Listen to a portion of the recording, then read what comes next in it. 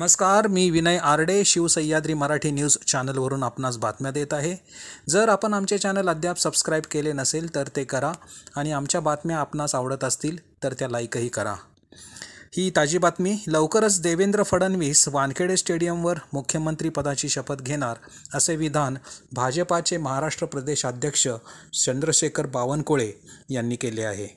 लवकरच देवेंद्र फडणवीस मुख्यमंत्रीपदाची शपथ वानखेडे स्टेडियमवर घेणार असल्याबाबतचे विधान भारतीय जनता पक्षाचे प्रदेशाध्यक्ष चंद्रशेखर बावनकुळे यांनी केले।